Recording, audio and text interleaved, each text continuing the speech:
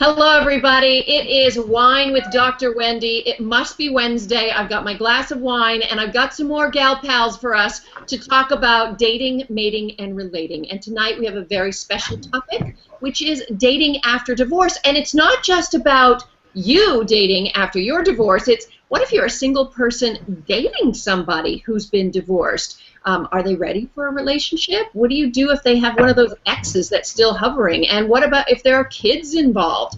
I've got some great guests with me tonight.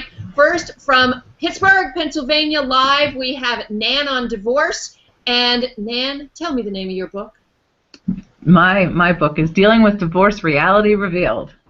And also a very popular radio show host. And my dear friend, who I see every Tuesday and Thursday as part of Dr. Drew's Behavior Bureau, Dr. Judy Ho, clinical psychologist. And Dr. Judy is at drjudyho.com. And Judy's here in LA. I'm here in LA. Nan's in Pittsburgh. And from Boise, Idaho, we have my producer, Laura Hempinkian. Hi, Laura. Hi. All right, I want to start with Judy. Judy, Dr. Judy. If you're seeing a patient in therapy and they are saying, hey, I just recently started to date this guy or this girl and they just went through a divorce, what's the first thing you would ask them or advise them?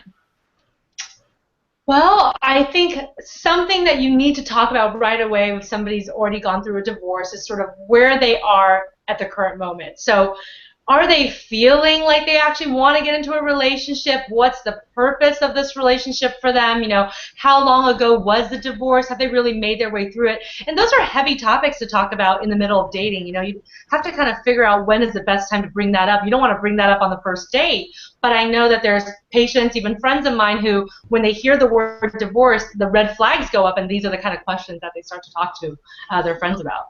The red flags may go up, but let's talk about the reality. Although this statistic, 50% of marriages end in divorce, the reality is that that statistic only applies to marriages that have been together 20 years or more. In other words, if you've been married 5 years, you actually have an 85% chance of staying together for life. If you've been married 10 years, you have about a 65% chance of staying together for life.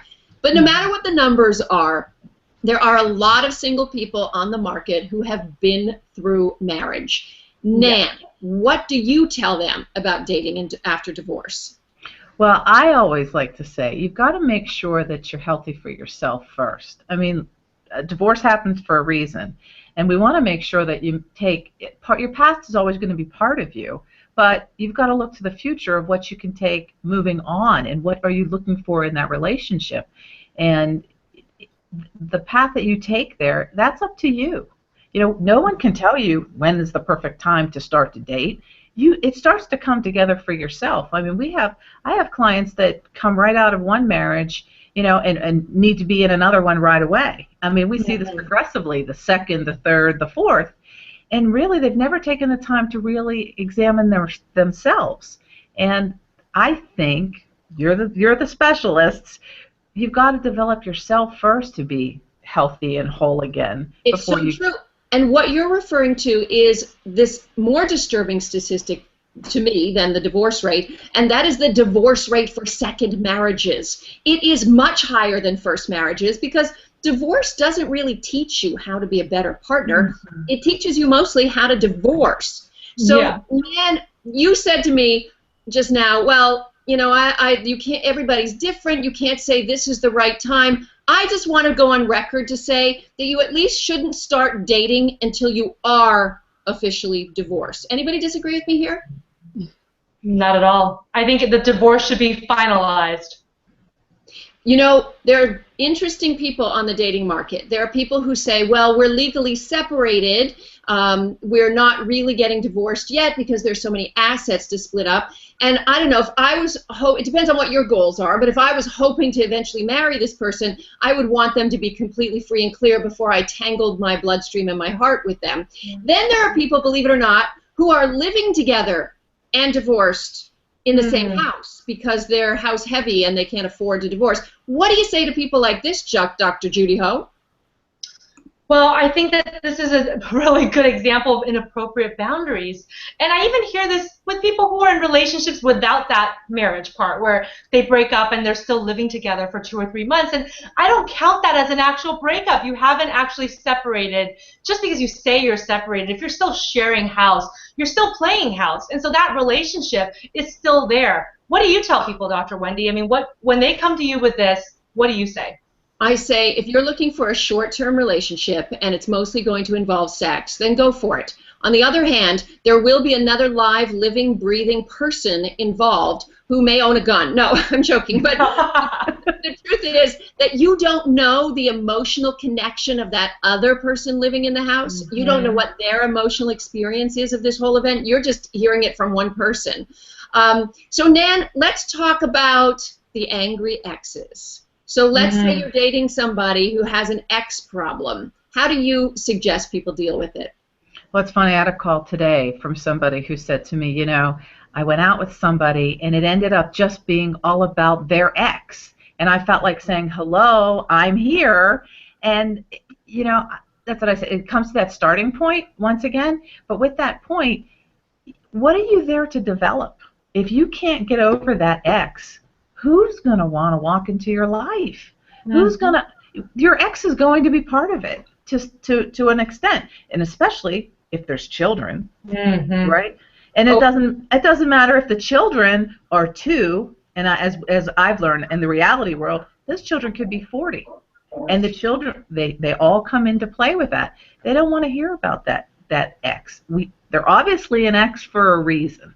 Right? Dr. Wendy, I have a burning question coming in about how to handle kids. I'm a child of divorced parents, and I have a bunch of questions coming in about how to handle kids. First of all, how do you explain dating to kids? And moreover, how do you handle introducing the second or the third person to kids if this person's been divorced for a while and they've been dating for a while? Okay, I'm going to defer to Dr. Judy, but first I want to say that it's kind of irresponsible if your children are, you know, young, under the age of, say, 15, to drag them through your romantic life. They're not your friend. You don't need to chit-chat about your dates and your lovers. Remember, to go from single to married, you may have to kiss a lot of frogs. And if you risk having your children grow an attachment to any one of those, then you're dealing with a revolving door of parental figures, which is probably the worst thing for kids. So, Judy, what do you say? Do you keep it all completely away from the kids? And if so, when do you introduce your romantic life to your kids?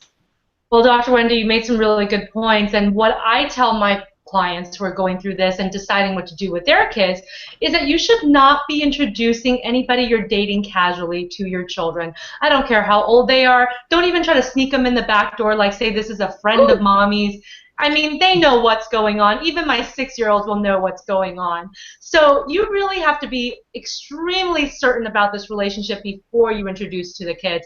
I would say at the point where you guys are basically getting ready to make some kind of close to lifetime partnership, engagement, that's when you guys can talk about as a unit how you will introduce this new person to the family. And if you're still on good terms with your ex, it would be great if they were somehow brought into that conversation too. And you know what, if you are going out for the evening and you've gotten a babysitter for the kids, it's perfectly acceptable to say, I'm going out with my friends. You know how you're going out with you hang with your friends at school during the day? Well, every once in a while I hang out with my friends at night. And speaking about how often you want to go out, I remember taking a parenting class when my little one was in preschool. This applies to parents who are together and parents who are out dating. Twice a week. Okay, that's the golden rule. Don't go out any more than twice a week, or you're not being a parent at that point. Why did you have kids if you're not going to spend your evenings with them? I mean, they're gone all day at school, right? I love that rule. Dr. Wendy, that rule should apply. We should get that posted up. I love that, too. Dr. Wendy, I have another question about that, too. What about when we make it to that point where we're about to introduce this other person, what if the kids hate that person? What if they hate this other person? Well, they probably will, so that's a start. You know, just prepare yourself for the fact that they're going to hate the person. Because what the person represents to them is somebody who's taking mommy away or somebody who's taking daddy away. And in fact, if they didn't hate that person, that would be even a little more weird to me. And it depends how it's introduced. And I think the important thing is, hey, Judy, give me some dialogue. Dr. Judy Wisdom, if you're about to explain to your kid who this new person is in your life, how would you do that to a child? That is so tough. I guess it depends a little bit on the age of the child, but maybe if the child is like in elementary school, what you might say. I think they know more than we think they know, so that's one thing to always, you don't want to pull a fast one on your kids. They know better.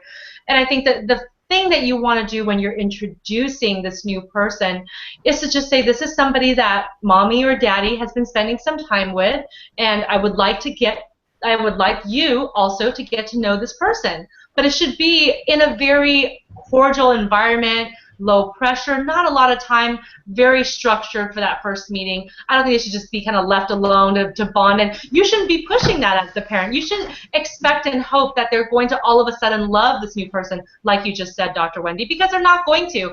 And in fact, if they did all of a sudden love this new person right away, that seems a little bit weird, like something's going on with that child's attachment, that they would all of a sudden bond with this person, because you know what that person represents? That represents a forever closed door for the original parents to come back together. And so many kids of divorce, even after 10 or 15 years, they're still secretly hoping their parents will one day get back together. Of course they are.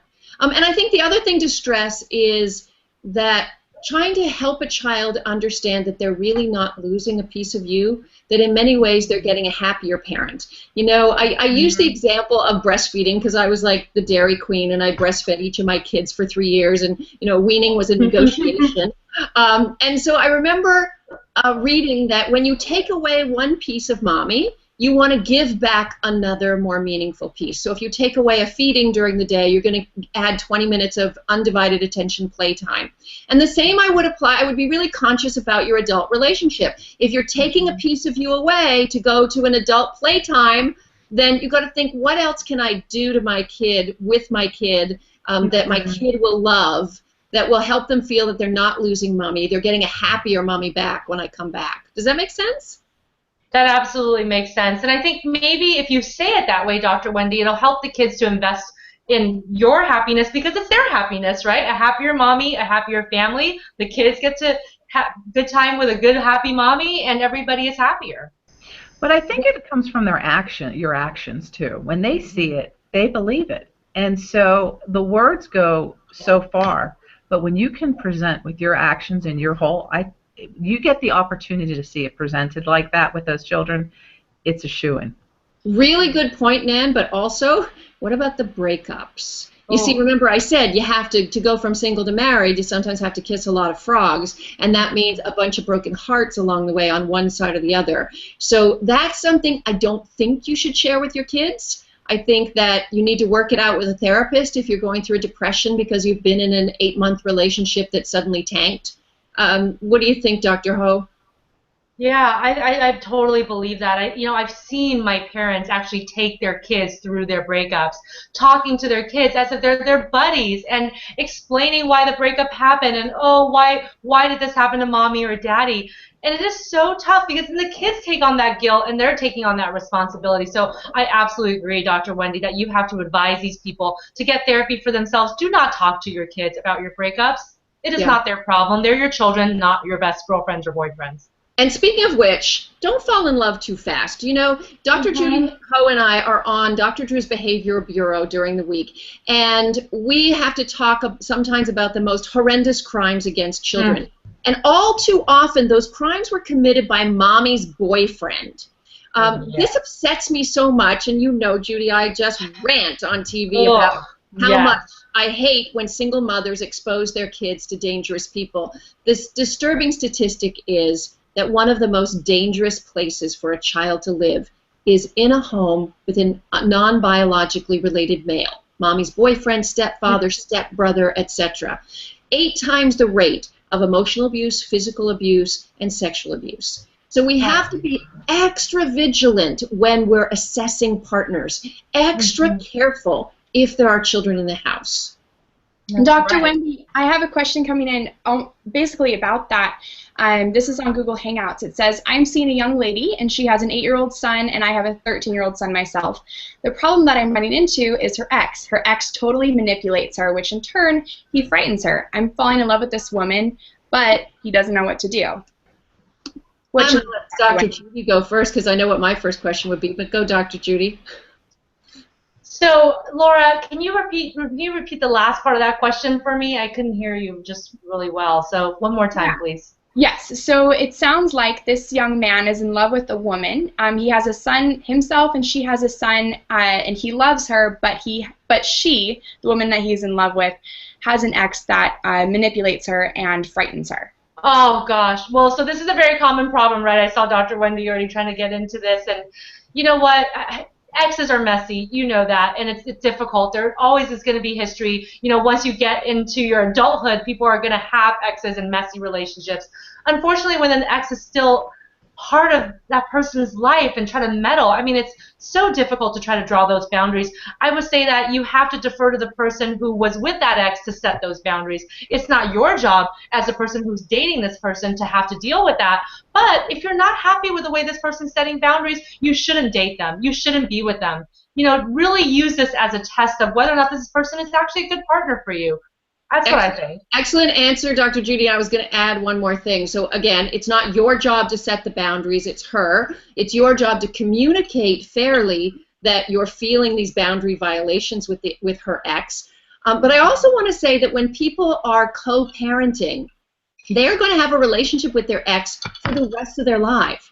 So when you date somebody of divorce, in some ways, you're going to be dating their ex for the rest of your life. Being realistic about that fact and not imagining that you're just going to take her away into some romantic compartment for life and that's going to be that. If there are children involved, there will be exes involved. But the last thing I just want to throw out to this viewer who wrote us in this question, thank you, it's a good question, but why are you so attracted to someone who's obviously not 100% available to you and your needs aren't being met? So I would sort of look at yourself about why this is attractive to you. I have another question coming in. Sorry, burning questions this week. How present should step-parents be in their kids' lives? And is there like a time period where step-parents should become more involved? Is there a difference between ages in how involved step-parents should be? What do you think, Dr. Wendy? Nan, you go first. The step-parent questions. Oh, Nan, we just lost Nan. All right, let me ask you this question. Here's the thing.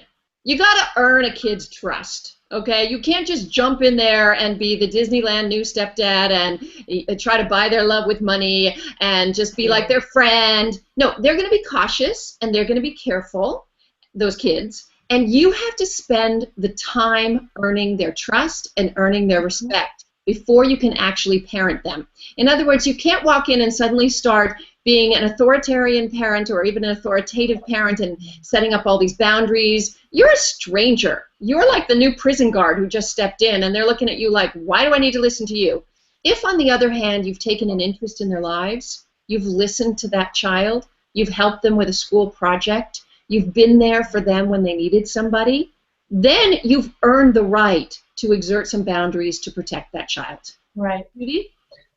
Dr. Wendy, I think you made some really great points about having to really do a good job of balancing not being their best friend when you're trying to get to know them, and also not parenting too quickly and thinking that you can tell them what to do and discipline them.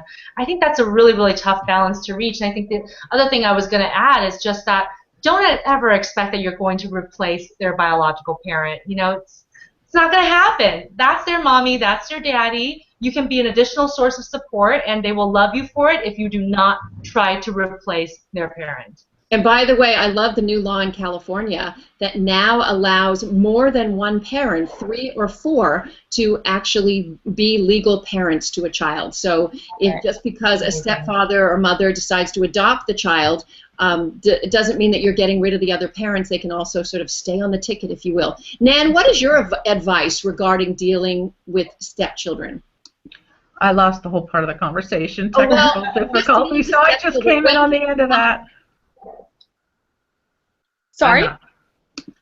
I said, when do you think it's okay to try to start parenting stepkids?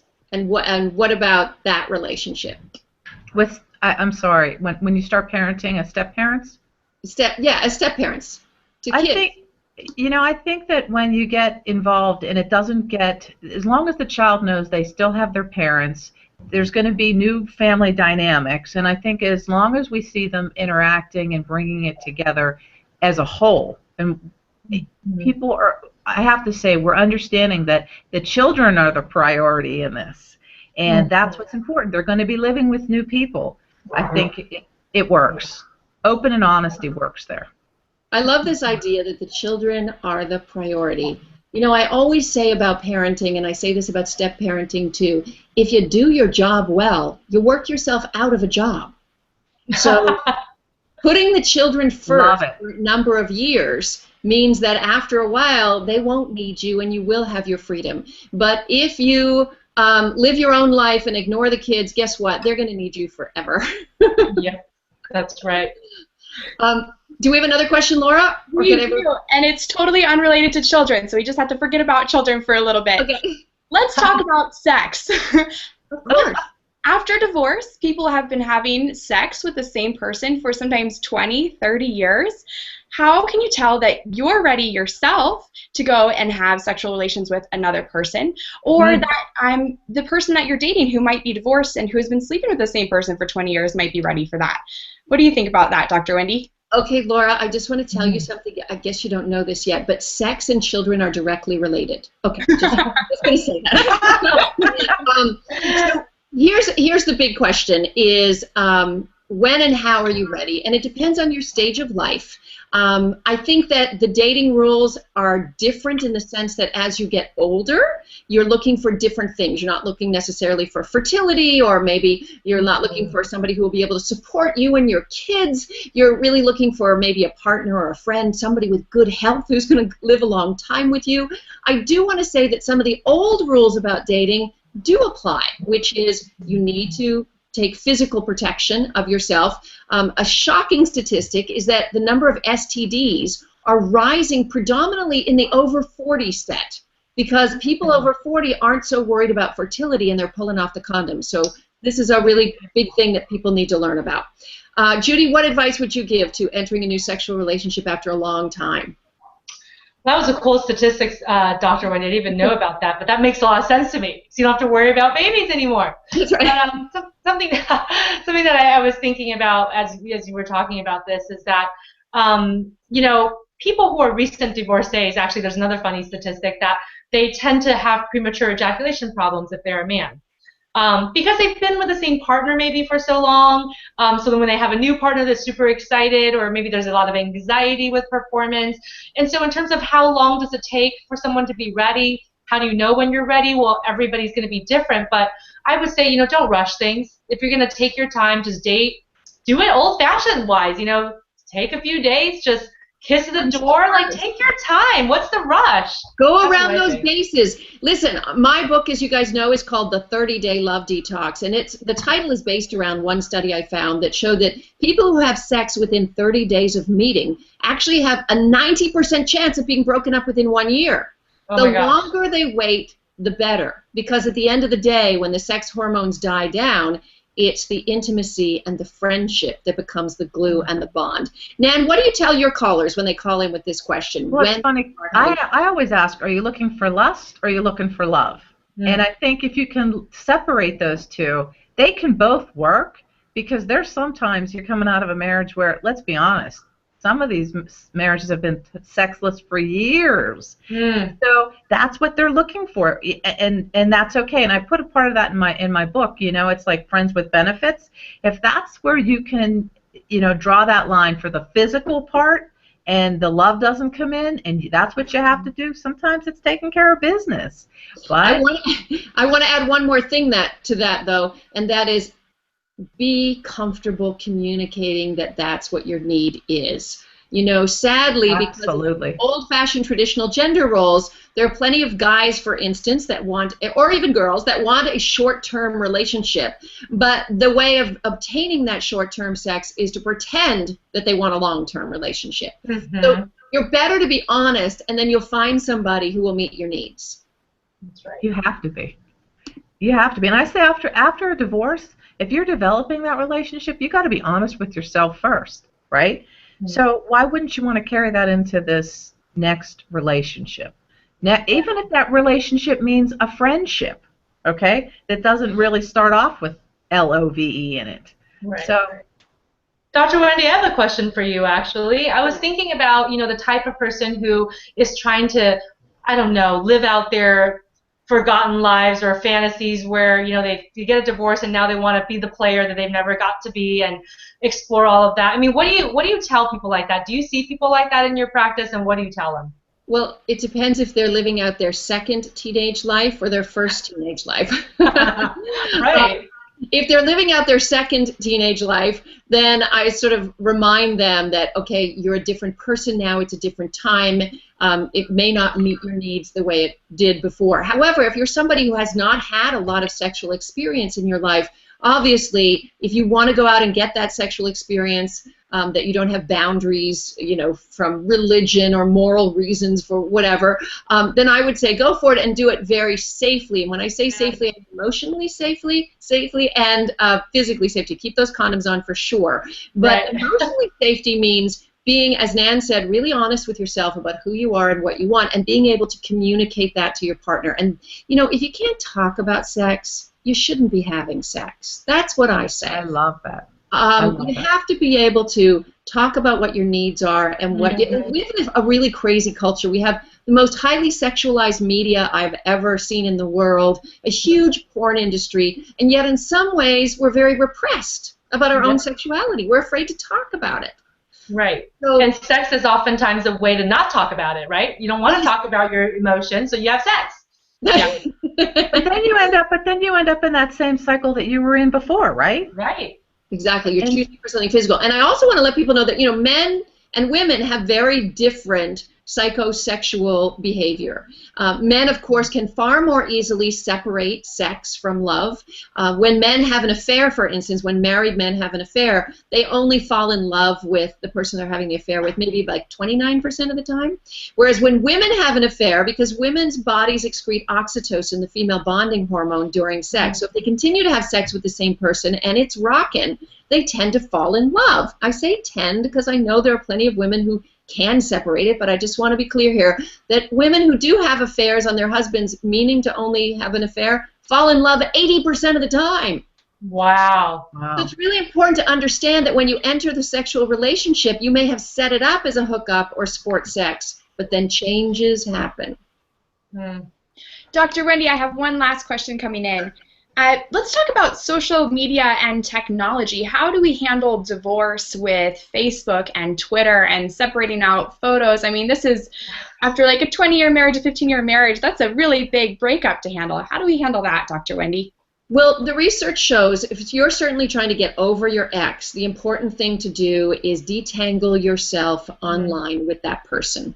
So whether you've just broken up with a boyfriend or a girlfriend or a husband or wife, it's really important that you go forward as a single person in your in all your social networks, and not Facebook stalk them, not follow them on Twitter, because you will actually drag on the pain for longer. Now, remember in the olden days, before there was any technology, when you broke up with someone, you just didn't go back to the same restaurant that was your favorite little place, and you didn't hang out with his friends because it reminded you of him, right? So why would you do it online? Why would you go back to those same places that are triggers for you, that remind you of the relationship? Even the worst relationship, when you break up from it, still is painful, it feels like losing a leg. I mean, that leg might have had gangrene, but, it's still missing. Something's missing. So I think that disentangling yourself is very important online. Dr. Judy, what would you add to that? Well, I think, I've just been through this with a few of my friends who are doing this, stalking their boyfriends and ex-husbands online, and I'm telling them, you know what? You are actually causing more pain to yourself, like you just said, dragging on this process. No wonder why you can't move on. Until you're able to stop stalking him and not follow him on Twitter, you're not going to be able to deal with this breakup. So I don't know when they're going to start, Dr. Wendy. It's been over a year for a couple of them. Oh, my goodness. Okay, we have to bring this to a close now. It's been an amazing conversation. Clinical psychologist Dr. Judy Ho in Los Angeles, California. You can find her on drjudyho.com. Nan, give us your advertisement. Where can people listen to you on the radio? Well, I'm everywhere right now, but you can always check out my website, divorcerealityexpert.com. Nice. Wonderful. Thank you, ladies, for joining me. And Laura Hampikian, my intrepid producer, thanks for putting this Google Hangout together. We'll see you guys next Wednesday for Wine with Dr. Wendy. Bye-bye now. Cheers.